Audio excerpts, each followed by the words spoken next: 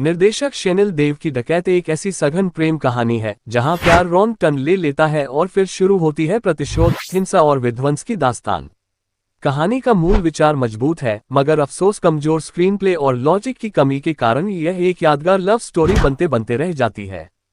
कहानी की शुरुआत होती है जेल में 10 सालों से हत्या और बलात्कार की सजा काटने वाले हरि आदिवी श्रेष्ठ से। असल में हरि जिस लड़की जूलियट मृणाल ठाकुर से दिलोक जान से मोहब्बत करता था, उसी की झूठी गवाही पर उसकी जिंदगी तबाह हो गई थी और अब हरि जेल से भागकर जूलियट को बर्बाद करके अपना बदला पूरा करना चाहता है। मगर जब दोनों के रास्ते एक बार फिर से टकराते हैं, तब आपसी रंजिश और नफरत के बावजूद पुराने जज्बात सतह पर आ जाते हैं और फिर कुछ ऐसे राज खुलते हैं कि दोनों का रिश्ता और जटिल हो जाता है।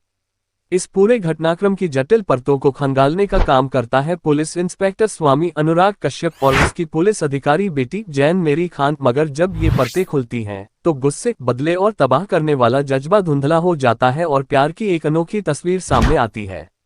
दिल जला है, दुनिया जला कर राख कर दूंगा जैसे तेवर वाले कॉन्सेप्ट पर निर्देशक शेनिल देव ने एक जटिल और भावनात्मक कहानी गढ़ने की कोशिश की है। विचार दमदार है, लेकिन समस्या यह है कि इसे कई जगहों पर जरूरत से ज्यादा ओवर द टॉप, अनुमानित और सुविधाजनक बना दिया गया है। फिल्म का पहला हिस्सा धीमा है, जहां कहानी अपने ही बोझ तले दबती हुई लगती है। दूसरा हिस्सा एक्शन और बेहतर एग्जीक्यूशन के साथ थोड़ी पकड़ बनाता है और कुछ ट्विस्ट वाकई चौंकाते हैं। लेकिन कमजोर स्क्रीन प्ले के कारण पूरी फिल्म लगातार डगमगाती रहती है। कई सीक्वेंस ऐसे हैं जहां लॉजिक की साफ कमी खलती है, जिससे कहानी की विश्वसनीयता प्रभावित होती है। तकनीकी रूप से फिल्म समृद्ध नजर आती है। सिनेमेटोग्राफी कहानी के रॉ और कठोर भाव को प्रभावी ढंग से सामने लाती है। निर्देशक का झुकाव साफ तौर पर विजुअल अपील पर ज्यादा दिखता है। हालांकि नैरेटिव में एकजुटता की कमी बार बार महसूस होती है।